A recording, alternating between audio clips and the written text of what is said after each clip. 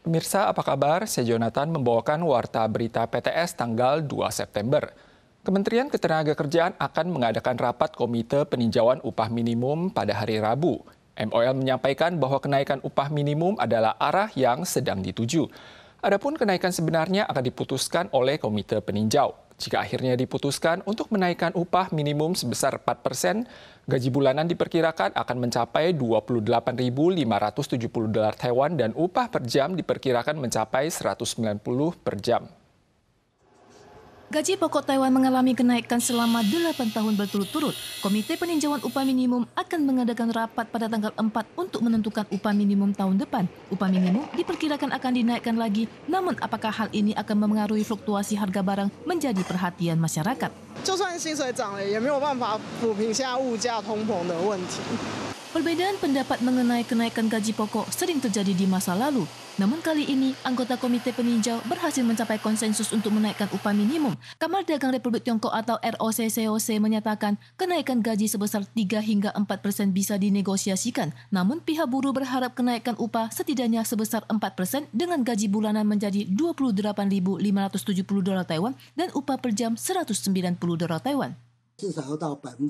当基本工资调整的时候，对于国内的一个改善低薪的劳动环境是有帮助。 Pakar berasumsi bahwa kenaikan upah minimum berpeluang membuat pengusaha tidak menambah pekerja baru. 因为调高最低工资，让他的经营状况出现一些困难，他搞不好就不再增加人，不增聘，坦白讲，对于缺工的解决也是有帮助的，因为需求就减少嘛。 Mengenai apakah kenaikan upah minimum akan memicu kenaikan harga barang, pakar berasumsi bahwa peningkatan pendapatan real masyarakat dapat mendorong inflasi yang disebabkan oleh peningkatan permintaan yang merupakan inflasi yang sehat. Skandal pusat perbelanjaan Living Mall terus memanas. Ketua Partai Rakyat Taiwan Ko Wen-je dan mantan wakil wali kota Taipei Peng Zhen-sen ditahan dengan larangan besuk karena terlibat kejahatan menerima suap dan meraup keuntungan. Pengadilan Distrik Taipei pagi ini memutuskan bahwa Ko Wen-je diminta kembali tanpa jaminan dan Peng Zhen-sen ditahan dengan larangan kunjungan. Saat keluar dari halaman pengadilan pada dini hari tadi, Ko Wen-je sekali lagi menekankan bahwa ia tidak terlibat dalam perizinan ekspansi kapasitas Living Mall.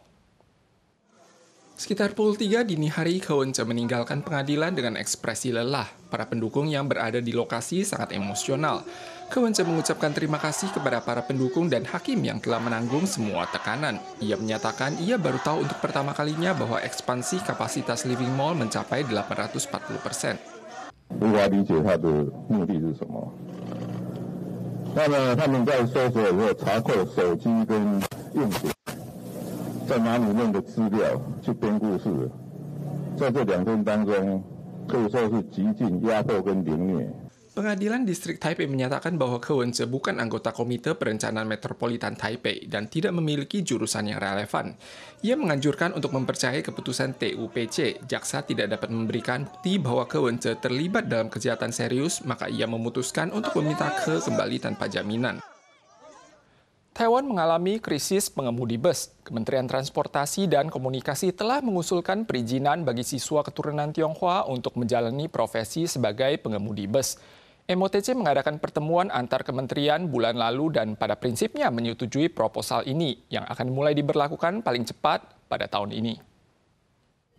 Menurutnya, angka kelahiran ditambah banyaknya pengemudi yang pensiun, jumlah kekurangan pengemudi bus di Taiwan diperkirakan mencapai 2.215 orang. MOTC mengusulkan untuk menambahkan pengemudi sopir ke dalam program retensi tenaga kerja asing tingkat menengah kategori pekerja teknis tingkat menengah atau PTTM yang dikelola oleh Kementerian Ketenagakerjaan atau MOL. MOL secara prinsip menyetujui usulan tersebut. 目前规划的一些政策方向，会再提到国发会这边来共同讨论。政策有确定的话，后面会修正相关的法规。 Dalam upaya mempertahankan pengemudi bus, MOTC baru-baru ini telah menyetujui perpanjangan program subsidi perekrutan pengemudi bus yang salah satunya melonggarkan pembatasan usia pengemudi dari 65 menjadi 68 tahun. Namun semua upaya ini belum membuahkan hasil dan masalah kekurangan pengemudi mungkin sudah mencapai titik kritis. 缺口太大，第二个侨外生的意愿也是很重要。当然是肯定啊，那总是多个来源嘛。Jika proses regulasi selesai, pengemudi bus dari mahasiswa asing dan perantauan Tionghoa berpeluang direkrut paling cepat tahun ini. Pelaku usaha angkutan umum merasa optimis dengan bertambahnya sumber tenaga kerja, namun mereka juga akan memantau kesediaan mahasiswa asing dalam sektor pekerjaan ini.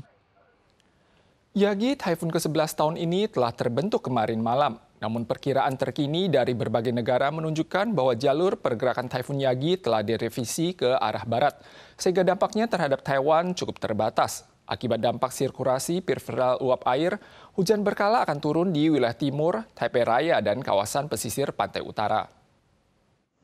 Tekanan tinggi Samudra Pasifik tiba di Taiwan, ditambah dengan penurunan sirkulasi periferal Taifun Yagi, suhu di seluruh barat berkisar antara 32 hingga 36 derajat Celcius. Kawasan Taipei Raya, Taoyuan, dan Hsinchu mudah muncul suhu 37 derajat Celcius. Taifun Yagi diperkirakan berada terdekat dengan Taiwan pada hari Selasa dan Rabu.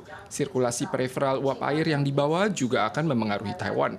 Namun perkiraan dari berbagai negara menunjukkan bahwa Taifun Yagi akan beralih ke barat menuju Laut Tiongkok Selatan dan Guangdong, sehingga tidak menimbulkan ancaman besar bagi Taiwan. Perpustakaan Umum Kota Taoyuan bekerja sama dengan Museum Taiwan Nasional untuk mengadakan pameran keliling bertema pelaku perjalanan transnasional untuk mempromosikan pertukaran multikultural dengan menampilkan peninggalan budaya berharga dari negara asal imigran baru seperti Vietnam dan Indonesia. Pameran ini akan berlangsung hingga 9 Maret tahun depan. Seniman ukir kayu asal Bali yang bernama Made mengadakan upacara pemberkatan khas Bali untuk menambah suasana sakral dalam pameran Dialog Seabad. Made yang berstatus imigran baru mengatakan pameran ini menampilkan berbagai cerita budaya dalam bentuk pakaian, makanan, seni, dan migrasi, dan ia merasa tersentuh karena dapat melihat budaya kampung halamannya di Taiwan.